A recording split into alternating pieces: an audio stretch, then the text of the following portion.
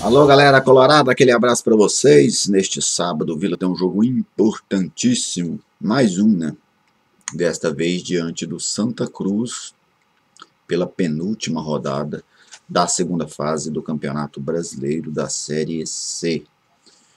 As duas equipes vêm de resultados ruins, o do Vila foi pior. O Vila Nova perdeu em casa para o Brusque, o Vila que estava numa condição muito boa, né, para o acesso, mas essa derrota no último sábado acabou complicando as coisas.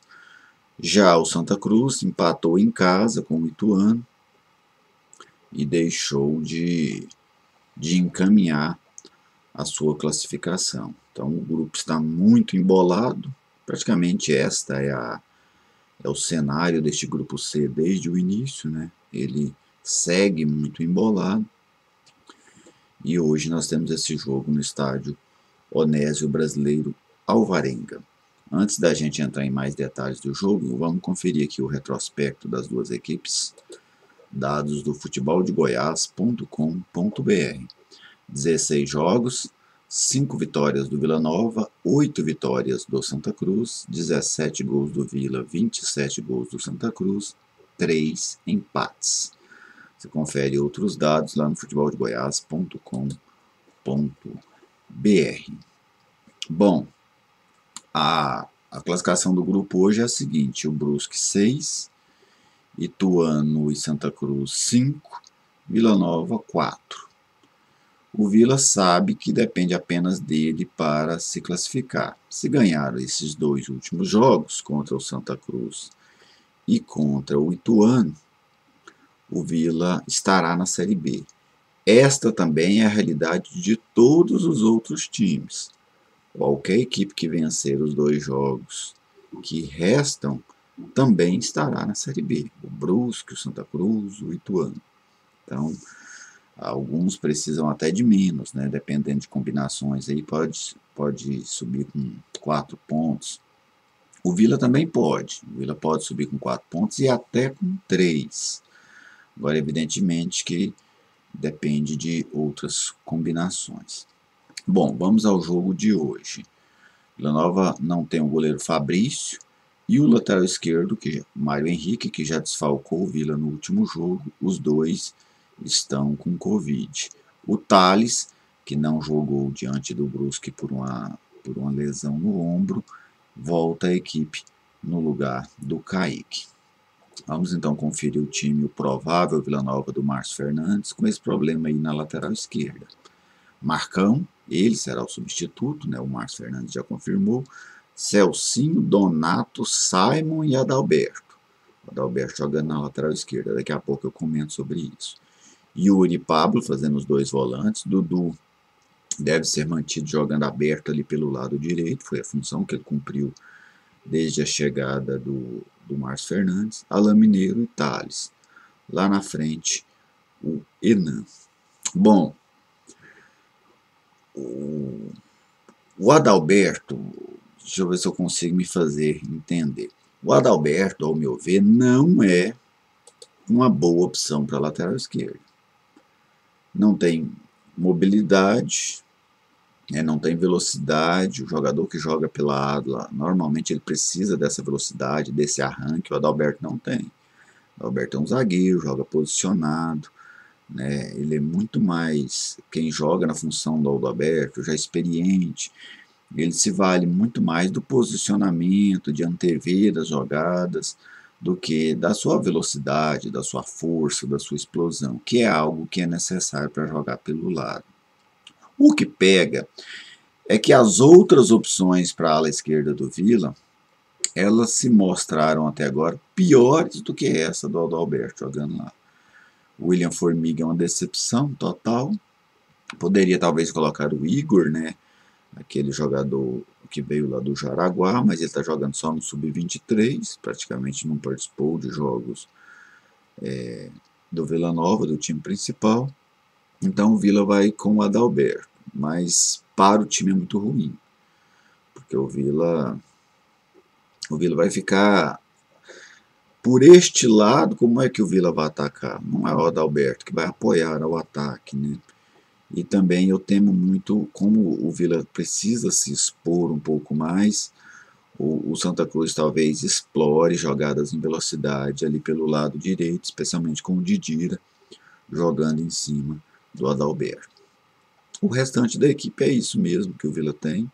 Talvez ele pudesse abrir mão de um volante, né, por exemplo o Yuri, e jogar com Dudu e Pablo e abrir um homem pelo lado direito, mas o Márcio Fernandes optou por manter a mesma estrutura. O que o Vila vai precisar ter muito forte é postura de ganhar, né? Postura de vencedor. Porque no futebol você tem o lado técnico, que importa, você tem o lado tático, que também importa, né? Apesar de ser um lado muitas vezes minimizado demais, é o ignorado, mas você também tem um lado comportamental, a postura dentro de campo. Essa também importa. E em jogos decisivos como este de hoje, muitas das vezes elas importam até mais do que o lado técnico e o lado tático do jogo. Vamos aqui agora conferir o Santa Cruz de Marcelo Martelotti. O Santa Cruz que não tem Bileu suspenso, o André vai ser o outro volante. O André que falhou, né, naquele jogo de ida. Ele que sai jogando errado, corta uma bola errada no segundo gol do Vila Nova. Maicon, Totti, Dani Moraes, William Alves, Leonan. Essa defesa é praticamente a defesa padrão do Santa Cruz, né? O Peri sempre aparece uma dúvida ali com o Leonan pelo lado esquerdo, mas ele se recuperou de uma lesão, mas deve ficar apenas no banco. Paulinho, muito bom volante. André, a linha de 3 ali, esta sim bastante perigosa. Didira, Chiquinho, Vitor Rangel. O Chiquinho ganhou o jogo pro Santa Cruz contra o Ituano lá em Itu, né, com 2 gols. Lá na frente o Pipico. Pipico que tem um grande nome lá no Santa Cruz, mas que nessa Série C, especialmente nessa segunda fase, é um jogador muito apagado. Mas é um bom time, com uma característica parecida com a do Vila, né, um time experiente, um time já rodado, vários jogadores experientes. Olha só, Dani Moraes, William Alves, Paulinho, Chiquinho, Didira, Vitor Rangel, Pipico, todos jogadores já bastante experientes.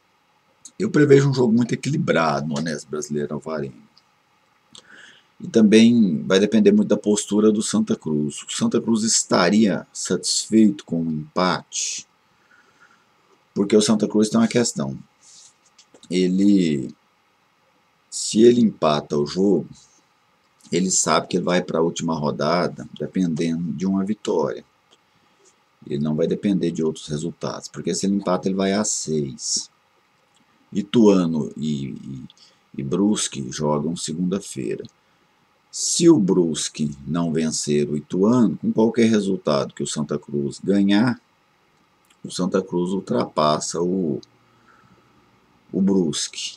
Se o Brusque ganhar do Ituano, o Ituano fica atrás do Santa Cruz e o Santa Cruz também, se vencer o Brusque, sobe, porque o Ituano não conseguiria alcançá-lo no número de pontos. Então, o empate é um bom resultado para o Santa Cruz, né?